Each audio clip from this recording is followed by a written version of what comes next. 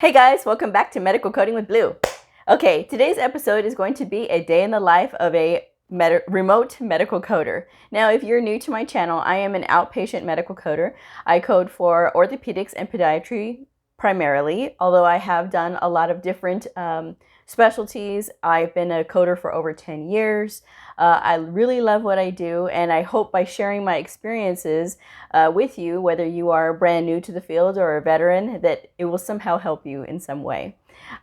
Recently, because of the pandemic, our hospital has chosen to get all of the people who are not essentially going to be on the front lines somehow, some way out of the hospital, and we've all been working remotely. And I've worked remotely before, and it's one thing when it is your choice. This isn't my first choice to be at home. I would much rather be at the hospital if we weren't facing this this pandemic. I have, like I said, I've done it before, and the setup is essentially the same. Of course, you know, you log in with your computer and you just log into whatever system that you're working in, and you start working from there. So this is not hard. It is literally the only thing that is different is the geography. You are at your house versus being at work. And so I work from 6 a.m. to 2:30. And this schedule I've had for years, and I am perfect with it. I'm fine with it. It is a trip. I'm telling y'all now, it is a trip to be able to roll out of bed at 5:55 and be able to log in at 6 o'clock. You know, so it's just like, you know, and the day goes by like normal as far as like workload and things like that. Although we have seen a dramatic decrease in the workload because of the pandemic. The hospital has slowed down all appointments that can be rescheduled. They are rescheduled for the near future, and anything that is like post-op visits and things like that, or emergency consults, those are still being seen because it is important to provide those patients direct patient care, but they are keeping the patient amounts to a minimum. So it is giving me time to catch my breath as far as like getting caught up on backlog. If I have anything in backlog, which I do, I'm able to catch up on that for right now, and which is fine. You know, that works for me. Whenever we are at work, physically at work, the systems tend to go down. Okay.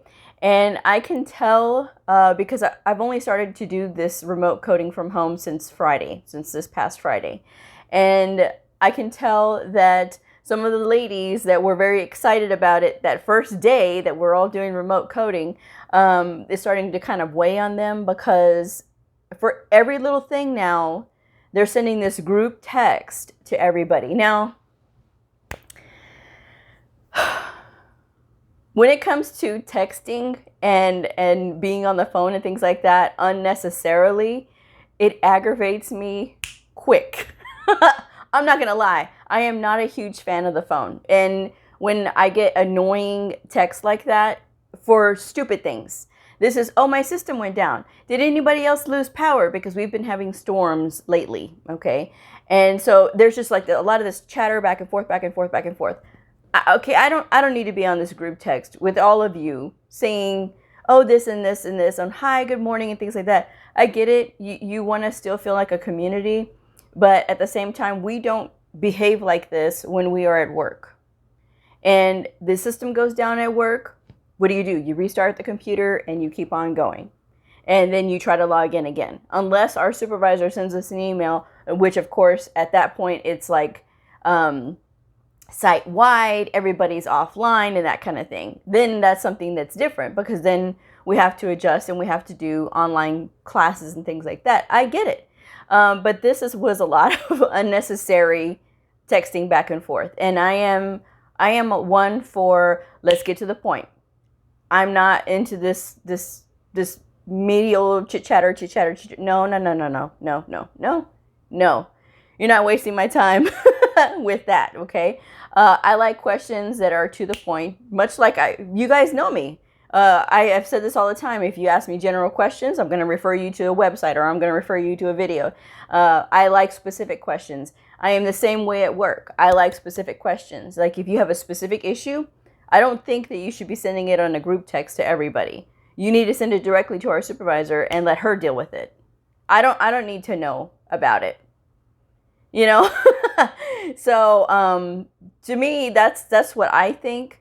And our supervisor happens to have the largest group, okay, because they are broken down into groups. That's the way that they've set up our team is in groups, and we are the largest. We have 10 on our team. So when one person starts saying something, like, you get 8 other ping, ping, ping, ping, ping, and I'm like, no. I hit mute on that. And then I did the same thing with the emails, because again, they were sending out the guidance for COVID, the new guidance, excuse me.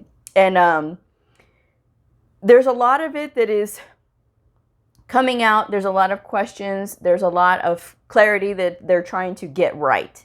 And so I know this. So when you're looking at new guidance that comes out like this, okay, they came up with a code for COVID like that. This was lightning fast that they came up with this new U code, okay, for this. And that is the people that make the codes and things like that. They are the ones that processed it really quick.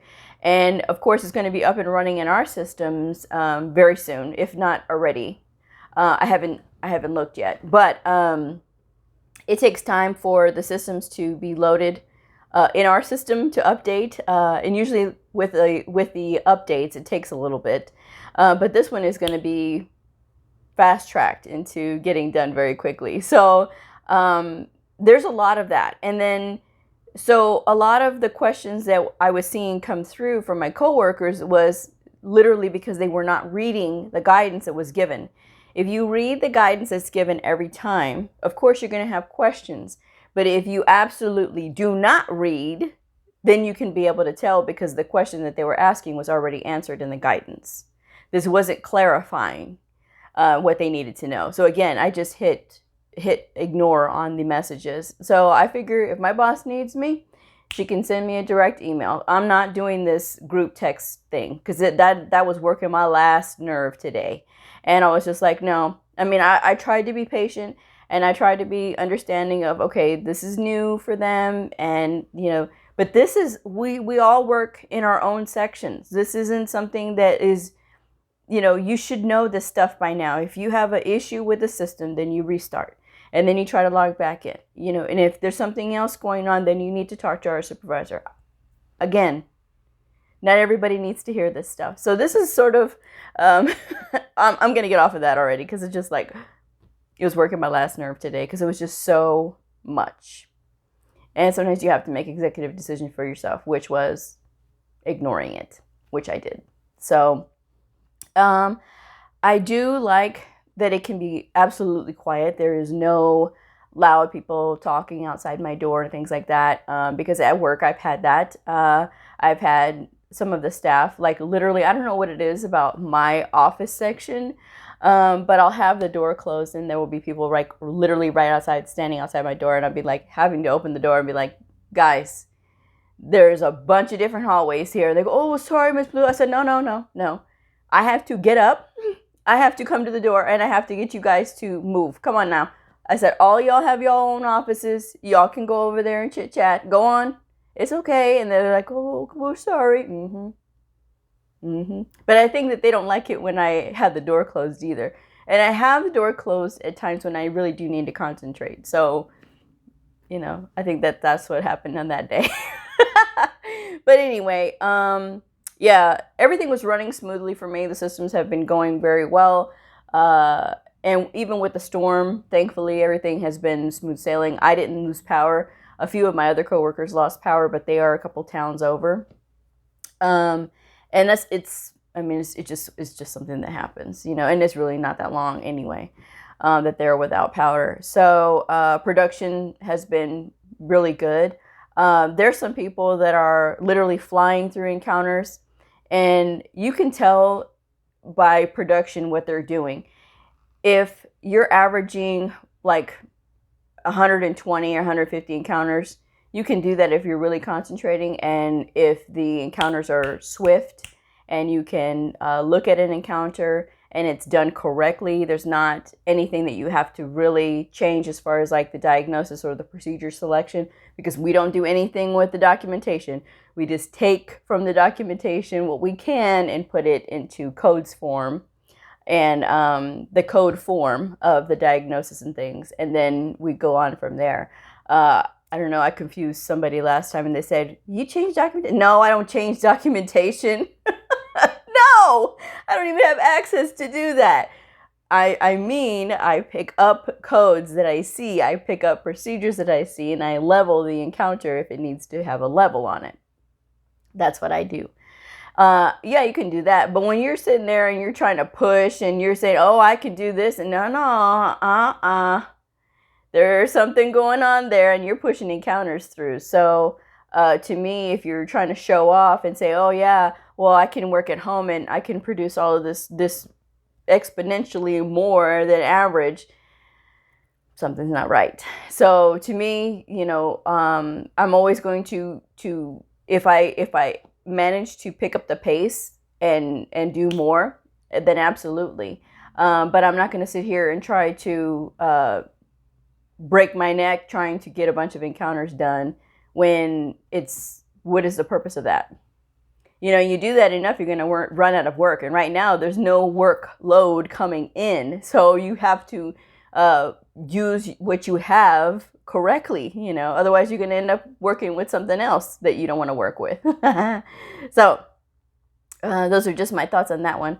I mean, like I said, I'm doing it right now because this is what we have to do, and trying to adhere to those quarantine guidelines and the self-distancing and things like that. I mean, this is a different time. This is a very different time for us. And I cannot get on Facebook. I cannot get on anything. I can't even turn on the news, especially during the day. I turn it on in the evening. But as far as like having it on during the day and things, what I do is, because normally at work I'm playing music and I can concentrate with music, and for some reason I'm not concentrating with music when I'm at home and I'm working. But if the TV is on, then I'm okay. If it's like something that I don't really have to pay attention to, but it's just the white noise in the back, then that works for me. So what I found was my guilty pleasure is like Jersey Shore.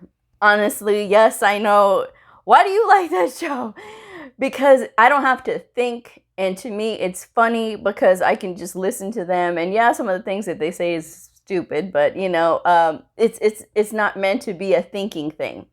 I'm not trying, when I watch other shows or when I watch something to relax and decompress, I'm not looking to think, because I think 90% of my day. 90% of my day, I'm either reading or looking at a chart, when I'm working. On the weekends, I read the New England Journal of Medicine. That's that's what I do to decompress. So when I'm watching TV, I don't want to have to think about what I am listening to. That's why I don't listen to the news or anything like that. So I had Jersey Shore going on in the back because I have it on DVD, and I'm just listening to it, and I'm sitting there cracking up because of some of the things that they say. And that's how I was able to focus and get everything going and stuff. And just being able to just get up and get a cup of coffee is really nice. Okay, because in the hospital, right, when I'm at the hospital, I have to go to the little cafe that we have in the hospital and go and order my coffee and things like that. And so, I mean, I have to go out, away from my office, and I have to go down the hall, and then sometimes I run into some people that I really would rather not run into. But that's a whole different story. But like I said, I mean, it's nice to be able to just get up, get some coffee, and in this fresh brewed, I actually had 2 cups of coffee today, because I was able to focus, and I actually did get a little bit better of sleep last night, because with all of this and just sort of thinking and then not really going anywhere, I can tell when it's starting to get to me. So it's just like, that's why I make sure that I go outside, and I make sure I drink some milk, so that way I can get, that, the sun is your vitamin D, and but it's been raining, so there's no sun right now. So I've been making sure that I take care of myself, and I'm eating balanced, which is really good, and it's helpful too. So just trying to make sure that I stay mindful about those things, because it's really easy. The first couple of days, that Friday and the Monday, I skipped lunch, you know what I mean? Because it's just like, I took a break, but I didn't eat anything, because I just looking at all of this stuff and listening to it, and it was just getting to me. At that point, I was just like, okay, I need to I need to get back on a schedule, and stay with the schedule, so that way my brain can function right, and so trying to get on a schedule, because it's very important to maintain a schedule when you are working remotely. And doing that, it really does help. And like I said, I was able to function a little bit better today. And I think sort of getting more into a routine is what really did help. Let's see, what else can I say about working from home? And then being able to reference things on your own is really huge, because like I've been seeing lately, who's not doing that, because you can tell, again, by the questions that they ask. They want the answers, and I'm thinking, I don't tell the people I work with, like Regina knows, my friend Regina, she knows. And that's pretty much it. The other coders don't really know that I have my channel. My other coworkers, that like my providers and things, they know. But because I don't really associate with a lot of the other coders, I don't have a reason to tell them about my channel. And so, eventually I'm sure some will find it, but Regina doesn't say anything to anybody, because she says I have no reason to say anything. And so they don't know. And even my boss doesn't know. She doesn't know. But it's not her time, it's my time, so this is what I do. I am so thankful, guys. We got 3,000. We hit 3,000. I'm so, when I saw that this morning, I was like, because I guess it flipped during the night, because I was like at 29.99. I was just like, I was like, come on. And then it flipped this morning to 3,003. I was like, yeah. So very excited, very thankful. I appreciate you guys.